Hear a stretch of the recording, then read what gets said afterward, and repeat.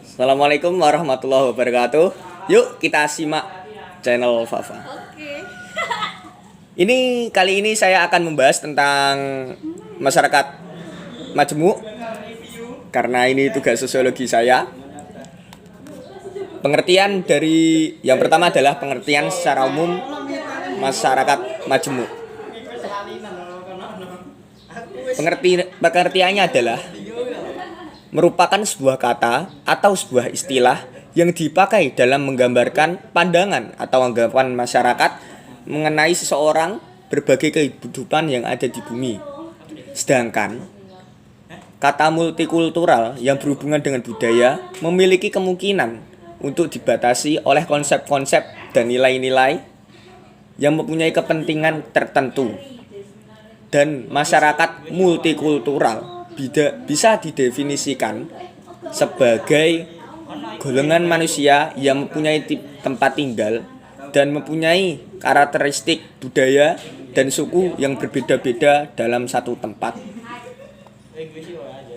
Dan menurut para ahli, ada pun beberapa pengertian yang disampaikan oleh para ahli, diantaranya sebagai berikut.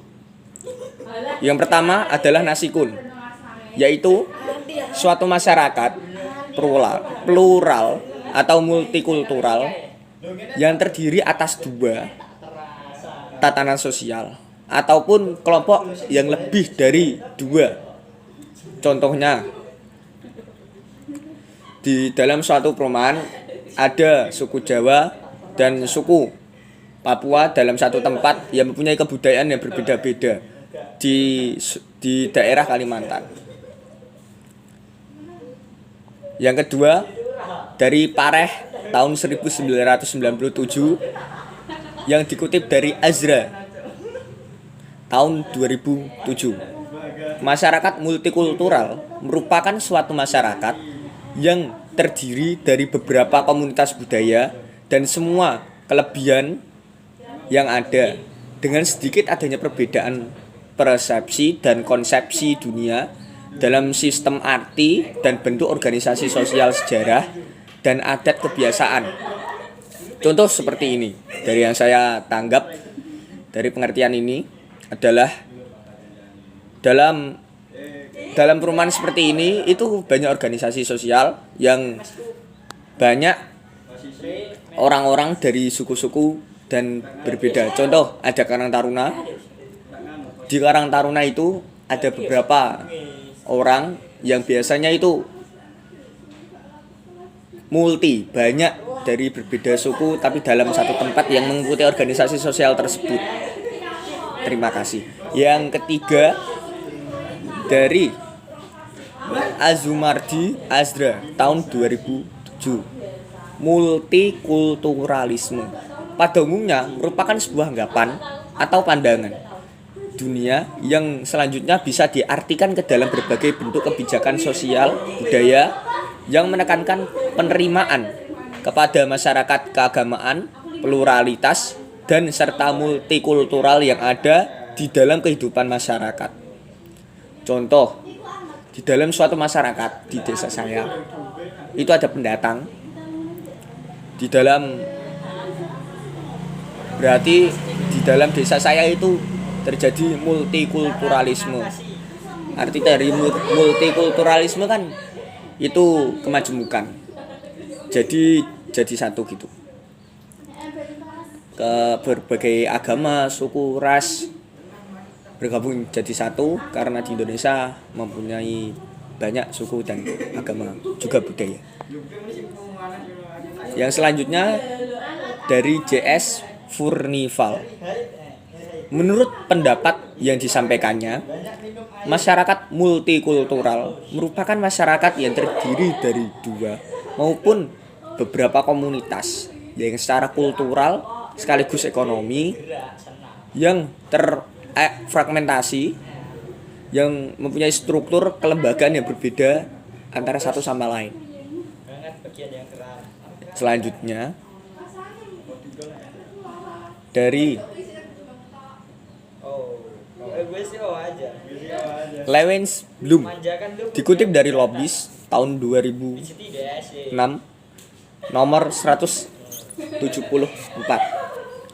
Multikulturalisme termasuk di dalamnya adalah apresiasi, pemahaman, penilaian terhadap budaya seseorang, penghormatan, dan rasa keingintahuan berbagai budaya etnis orang lain. Bisa diartikan kepo terhadap suatu kebudayaan orang lain yang ada di sekitarnya.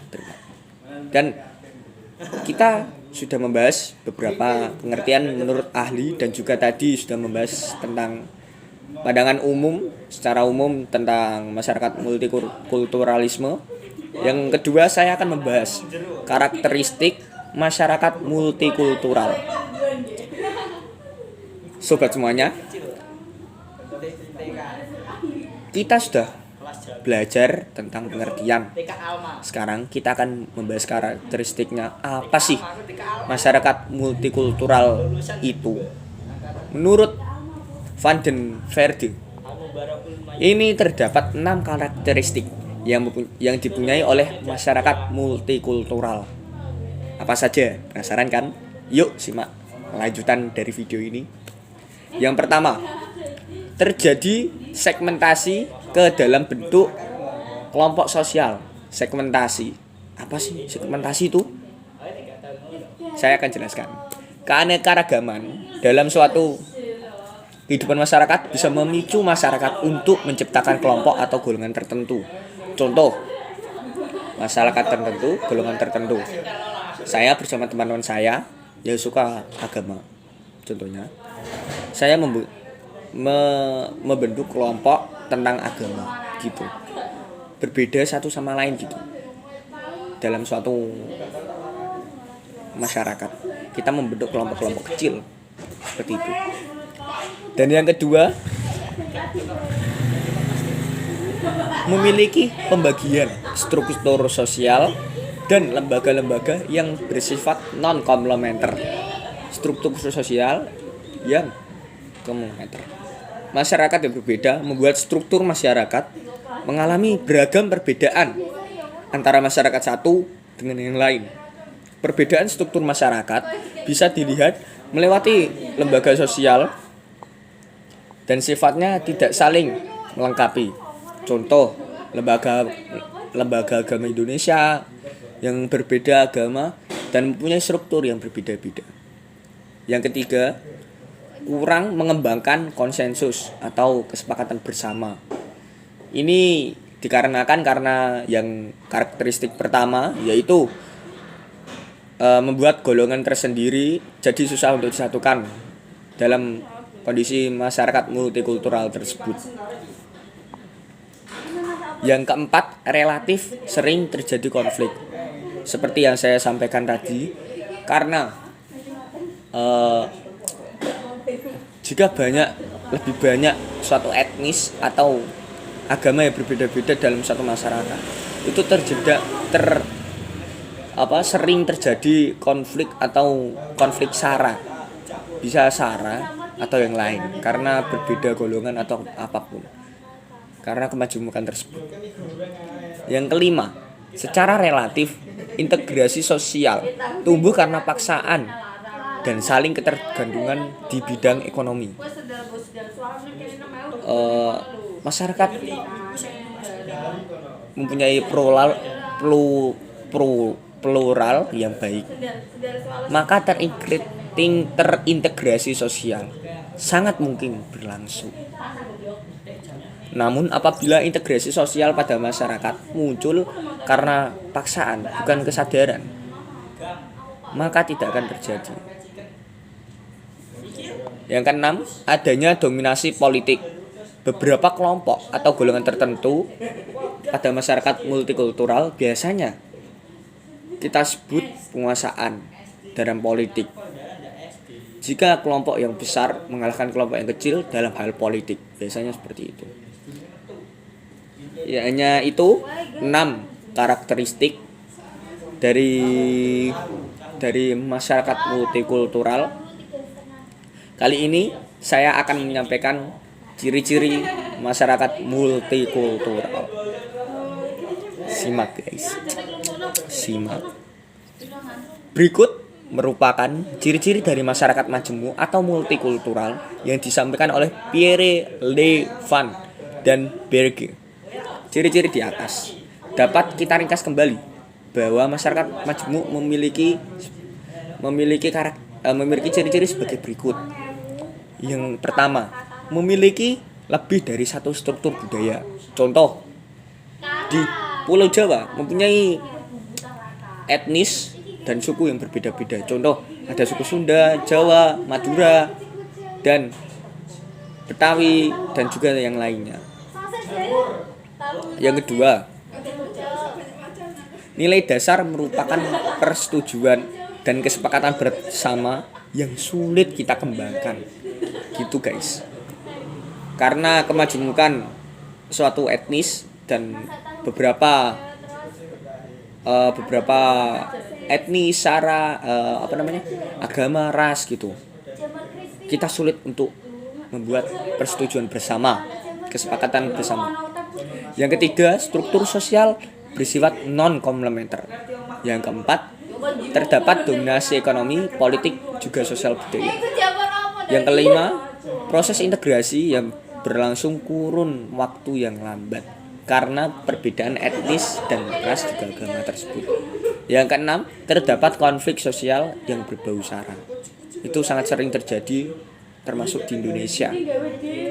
Ya, kita sebagai anak-anak muda Indonesia, kita tidak perlu menggunakan tidak perlu mengungkit tentang sara.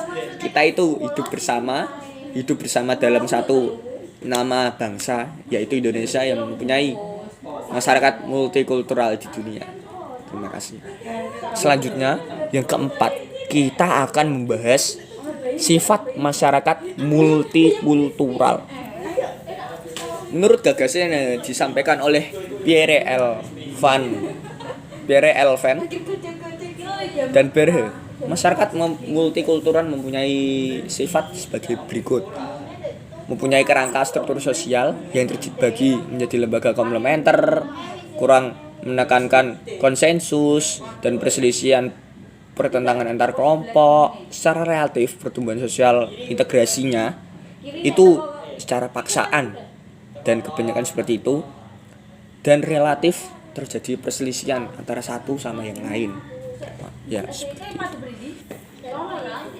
Dan kita akan membahas langsung ke dalam jenis-jenis masyarakat multikultural. Yuk, kita cus. Lanjut. Yang pertama adalah multikulturalisme isolinos. Merupakan golongan atau kelompok masyarakat yang majemuk menjalankan kehidupan secara otonom dan interaksi antar kelompok seminimal mungkin. Bisa dikatakan itu sedikit individualisme kalau bahasa sosialnya seperti itu. Dan yang kedua, multikulturalisme akomodatif yang merupakan salah satu masyarakat yang mempunyai kultur dominan yang membuat penyesuaian kepada kaum minoritas. Berarti kalau yang saya tangkap nih guys, penyesuaian terhadap kaum minoritas. Berarti kita lebih menghargai kaum minoritas seperti itu. Tapi kita juga kita harus sepakat dengan kaum minoritas seperti itu. Menghargai kaum minoritas. Ya, seperti itu. Yang ketiga, multikulturalisme otonomis. Salah satu jenis masyarakat multikultural yang hidup bersama serta berusaha menciptakan kesetaraan budaya mereka. Kita lanjut, multikultural, kritikal, dan interaktif. Merupakan salah satu jenis masyarakat yang tidak fokus pada kehidupan kultural otonom, namun menekankan pada hal yang guna menciptakan kultur bersama, sekaligus menegaskan perspektif kelompok masyarakat. Lanjut, multikulturalisme kosmopolitan, yaitu salah satu jenis masyarakat yang berupa untuk menghilangkan batas kultural ada kehidupan mereka sehingga tercipta masyarakat yang tidak terikat dalam budaya tertentu. Berarti kan menghilangkan batas kultural. Berarti sama-sama guys, sama-sama nasionalisme. Dan kita langsung akan membahas faktor-faktor terbentuknya masyarakat multikultural. Cus. Faktornya berikut saya akan ulas. Yang pertama adalah faktor sejarah. Karena Indonesia itu dari berbagai kerajaan zaman dulu, SDA-nya juga sangat banyak. Mungkin karena perdagangan ya guys. Perdagangan, mereka saling menikah, mulai dari laut mungkin pesisir pantai, melakukan pernikahan antar etnis seperti itu dan agama. Lanjut, faktor pengaruh kebudayaan asing itu juga mungkin dari perdagangan. Dan zaman dulu kan ada perang guys dari berbagai negara, contohnya Majapahit yang menguasai hampir seluruh Asia Tenggara. Dan faktor geografis di Indonesia itu terpisah dipersatukan oleh laut dan berbeda-beda sukunya begitu. Faktor fisik dan geologi itu hampir sama seperti tadi. Dan yang terakhir adalah faktor agama. Masih ada lagi ternyata faktor iklim. Faktor agama Anda bisa awang sendiri karena faktor agama itu sangat banyak karena mempunyai agama yang berbeda-beda. Dan yang terakhir adalah faktor iklim, kondisi geografis dan keanekaragaman ras. Dan kita akan membahas perbedaan salah satu faktor munculnya masyarakat multikultural. A. Keanekaragaman ras. Yang pertama adalah ras Mongoloid. Kita tidak usah bahas untuk yang itu, ras-rasnya. Yang B. Keanekaragaman suku bangsa. Yang C. Keanekaragaman golongan. Yang keempat, keanekaragaman agama dan kepercayaan.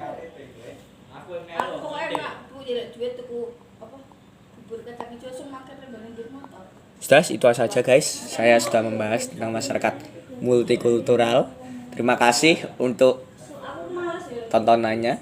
Segera di like, komen, dan subscribe.